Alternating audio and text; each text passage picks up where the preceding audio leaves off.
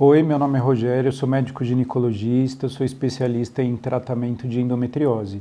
E eu trouxe duas convidadas aqui hoje para a gente conversar sobre endometriose. A doutora Maíra, que é médica ginecologista, e a doutora Marina, que é nutricionista. Bom, meninas, hoje eu gostaria de conversar com vocês sobre endometriose, nutrição, para a gente esclarecer aí algumas dúvidas e mitos que as pessoas têm sobre nutrição e endometriose.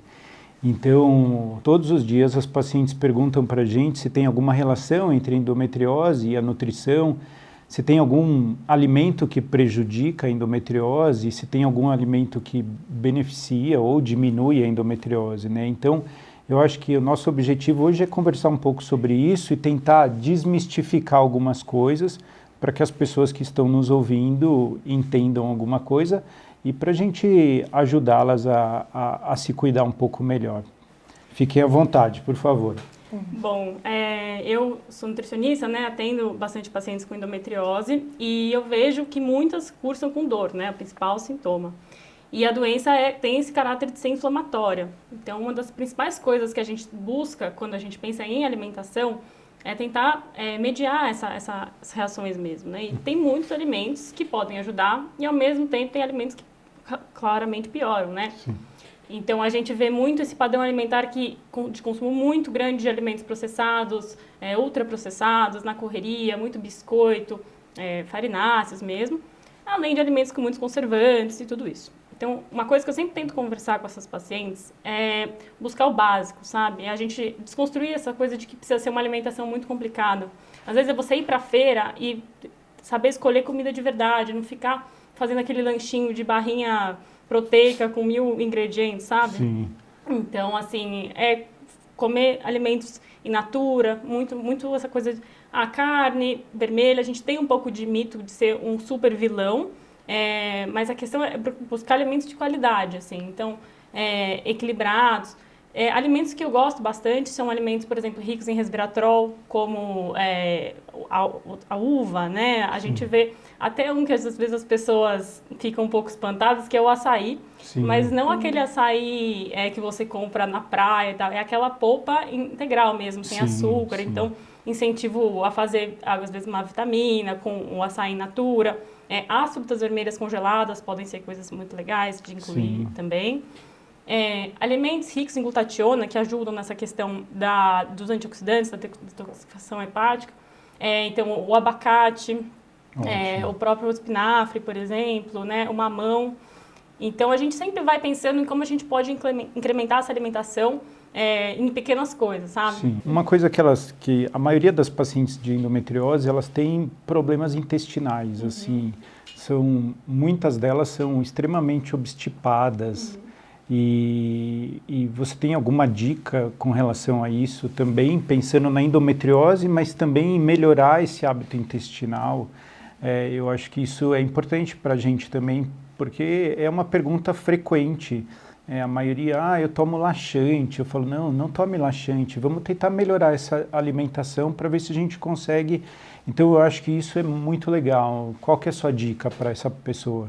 Então, as pacientes com endometriose têm até 2 vezes mais chance de ter síndrome do intestino irritável, tanto padrão diarreico como de constipação também. Sim.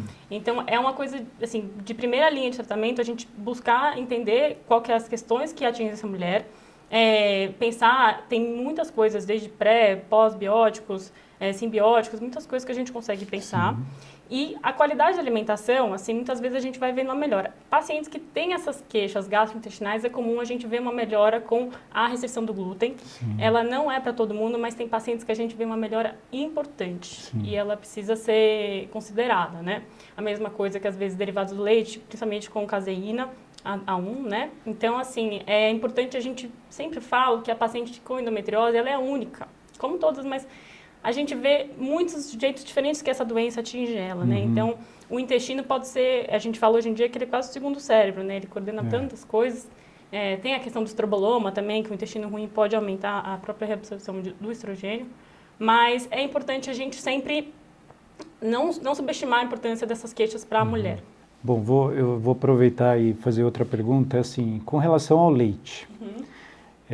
eu tenho percebido que muitas pacientes têm muita flatulência com leite. E às vezes eu recomendo para elas até o leite sem lactose, mas preferencialmente eu tenho recomendado para as minhas pacientes o leite vegetal. O que você acha disso? Olha, o leite vegetal pode ser uma alternativa muito boa. Eu sempre prefiro que a paciente tenha uma consciência de olhar o rótulo e saber escolher, porque a gente tem leites vegetais que às vezes são uma substituição ou até pior, porque eles tentam imitar o leite de vaca e colocam saborizantes, até questões para dar textura nesse leite, né? Então, sempre olhar para esse leite, se é aquele só a oleaginosa ou só a aveia e a água mesmo. Mas se você for pensar no leite, também a gente pode tentar algumas alternativas, como por exemplo o leite A2A2, que é um leite que tem realmente uma característica molecular diferente e nessas pacientes com maior permeabilidade intestinal pode dar menos sintomatologia, né? Então, não só o A2A2, como por exemplo, laticínios de cabra, ovelha e búfala, todos são necessariamente A2A2. Então, também são alternativas para a gente pensar para essa paciente. Interessante. Mas a individualidade também, eu sempre falo que é cada caso. A gente vai testando, né? Muito melhor que qualquer exame é a gente ver a clínica do paciente e a resposta dela. Sim. Acho que às vezes a gente fica muito preso em, regrinha, sabe? Mas a gente tem que testar e entender. Sim. Sem dúvida. E a gente vê assim no consultório, sempre que a gente vai orientar o tratamento dessa paciente, a gente orienta um acompanhamento multidisciplinar. Então, a nutrição entra como uma ferramenta super importante nisso. Mas quando a gente tenta falar sobre dieta, sobre mudança de hábitos, a gente sabe que é uma coisa que não acontece da noite para o dia, né? Então, o que você tem também de dicas de coisas, até de temperos mais naturais, de outras coisas, que podem ir mudando aos pouquinhos o hábito alimentar dessas mulheres?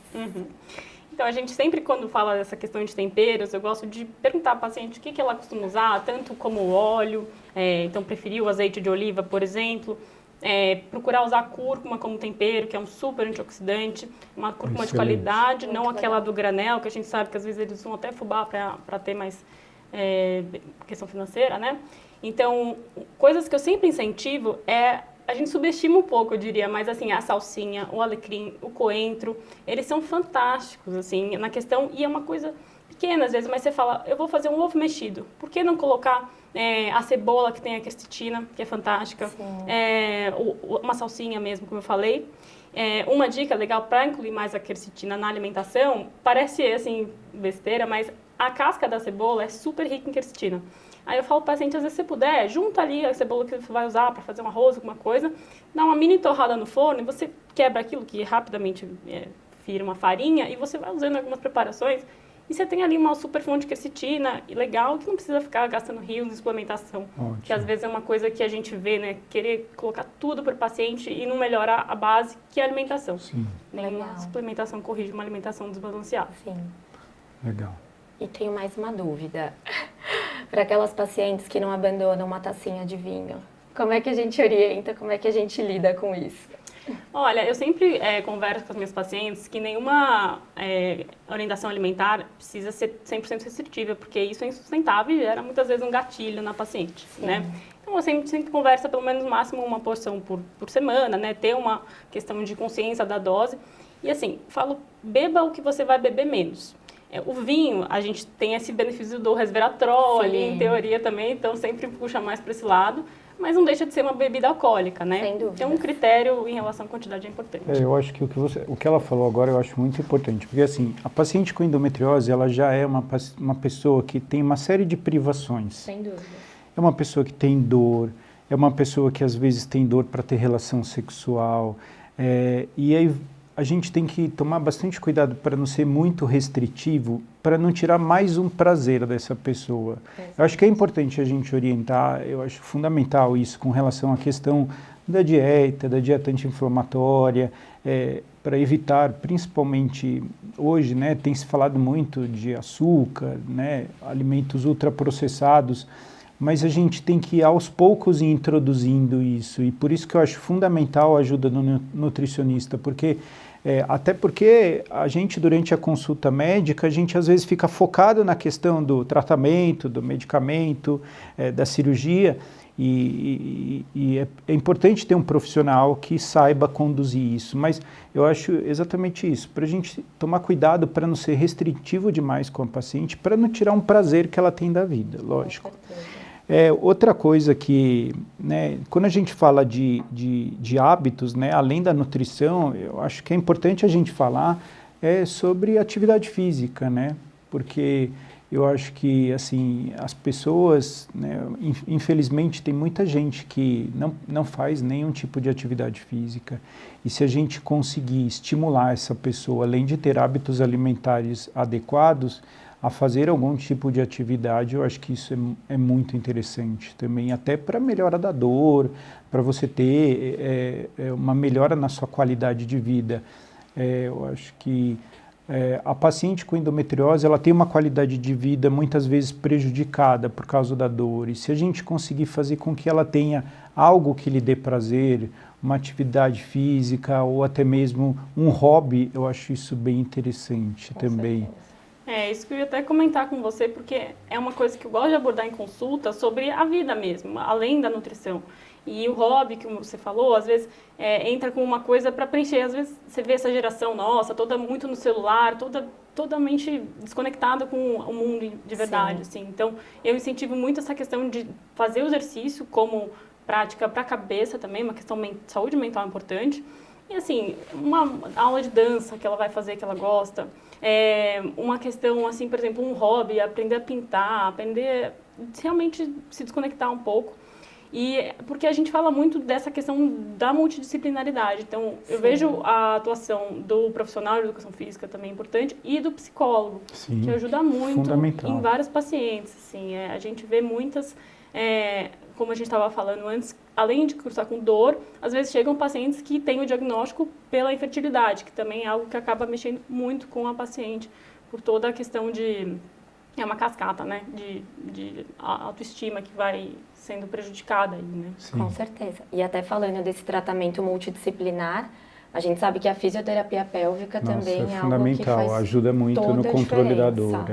Sem dúvida nenhuma. Vamos ver se numa próxima ocasião a gente traz um fisioterapeuta para falar de fisioterapia pélvica. Sim, no consultório a gente tem fisioterapeuta e assim, eu já acompanhei casos de pacientes que tiveram melhoras importantes, assim, em relação... Não sou da área, mas acompanho, né? E sim. Super legal. Marina, e aproveitando que a gente falou um pouquinho sobre o vinho, qual que é a sua opinião para essas pacientes com relação ao consumo de chás, de café? Tem alguma diferença na qualidade, na quantidade? Conta um pouquinho pra gente. Olha, eu acho que pode ser muito benéfico para a mulher com endometriose o consumo, só que eu sempre prezo pela essa questão da qualidade mesmo. Então, se você puder investir, vale a pena um café gourmet ou até um café especial, que é um pouco mais caro também, mas que são mudanças pequenas, mas que vão trazer um benefício, né? Aí, falando de chás, a gente tem estudos muito legais com o chá verde, né, que tem muitos benefícios antioxidantes, então eu sempre incentivo o consumo, assim, uma vez por dia, até 2. E a questão, assim, chá de gengibre é muito legal, o chá da própria cúrcuma, o chá da camomila, pensando mais na questão da dor em si. Então, a gente tem muitas coisas que podem ajudar na paciente com endometriose. Legal. Nossa, chá de cúrcuma nunca tinha ouvido falar, que legal. Você ferve a raiz em si, sabe? Que legal. E deve ser anti-inflamatório, assim como a cúrcuma. Que legal, aí foi uma dica bem legal. Bom, eu acho importante a gente conversar sobre isso, porque assim, muitas vezes a hora da alimentação, da refeição, é um momento prazeroso para a pessoa, onde ela está com a família, curtindo um bom momento. Então, a gente orientar ela um chá, um café, ou até mesmo com relação à alimentação mais adequada, para não tirar esse momento de prazer que ela sente. Então, eu acho que isso é bem legal, a gente dar dicas para que a pessoa persista no momento de prazer, ali com a família, mas de uma maneira mais saudável. Você tocou no assunto de infertilidade e, frequentemente, as pacientes perguntam: doutor, tem algum alimento? Essa semana mesmo me perguntaram, tem algum alimento que ajuda para aumentar minha fertilidade? Eu não soube responder. Você tem alguma dica? Olha, esse é um assunto que também dá pra gente conversar muito longe nisso, né? Mas eu acho que assim, a gente pode pensar, obviamente, na mesma questão do padrão alimentar. Tem suplementos que podem ser muito, muito legais, como a coenzima Q10, né? O NAC, o ácido alfa-lipoico também. Então, eu acho que assim, a gente tem que entender quem é essa paciente, né, tudo que levou ela a essa condição e a gente tratar mesmo, porque tem muitas variáveis, né, assim, além da localização da endometriose, por exemplo, na pessoa. Mas eu gosto muito, como eu falei, do próprio resveratrol, enfim, na alimentação. A gente tem que... Uma coisa que a gente tem que se preocupar é em FIV, né? Se a gente vai fazer a FIV em si, o resveratrol não é tão interessante no momento, por exemplo, da implantação. Mas pensar realmente o ômega 3 é algo que é muito legal para essa paciente, até endometriose no geral. Eu gosto de suplementar ômega 3, acho interessante. A gente pode falar de muita coisa do suplemento aqui, né? Zinco, vitaminas, antioxidantes em geral. Então, tem que ter cuidado com o embasamento científico, porque não é tudo que é tão estudado realmente. Os estudos com o padrão alimentar sempre foram mais difíceis de serem realizados, porque você tem muitas limitações, né, científicas. Sim. Mas essa questão do aumento do consumo de peixes, não os peixes tanto de topo de cadeia, então assim, ter cuidado com peixes muito grandes, sempre preferir peixes um pouco menores, peixes de rio são legais também. E uma coisa que eu queria comentar da endometriose também, que vai além da alimentação, é a questão dos xenobióticos, que são assim, coisas que seu corpo não assimilaria naturalmente. Então, por exemplo, eu sempre converso sobre preferir alimentos orgânicos, se você tiver essa condição financeira, eu acho que é algo legal. Por exemplo, quando você vai escolher cosméticos, assim, às vezes ter atenção aos metais pesados, então eu pessoalmente gosto de dosar alumínio, algumas coisas assim, para realmente pensar no paciente além da comida mesmo, porque a gente tem contato com tanta coisa, assim, por fora, e não vai contabilizando. Eu acho que a comida, às vezes, a gente percebe mais um pouco, sabe? Então tem que ter esse cuidado no sentido mais geral. Bom, eu gostaria de agradecer a vocês pela nossa conversa, foi excelente. Certamente a gente vai ter outras oportunidades para conversar. Obrigado, Maíra. Obrigado, Marina, pela presença de vocês. Foi um prazer enorme. Espero ter esclarecido as dúvidas do pessoal de casa. Bom, muito obrigado, doutor Rogério, doutora Maíra, pelo convite hoje. Meu Instagram é nutri_marinacmq. Estou disposta a vir de novo, conversar mais, porque é um assunto de saúde da mulher que eu gosto muito. Principalmente porque a gente vê muita melhora, assim, e isso é muito gratificante. Então, muito feliz de estar com profissionais da área aqui também. Muito obrigado. Muito obrigada, Rogério, pelo convite para vir aqui bater esse papo hoje. Obrigada, Marina, pelos esclarecimentos. E, bom, meu Instagram é @doutoramairaboldrini e eu estou aberta para responder mais dúvidas e também para compartilhar outros momentos desses com vocês.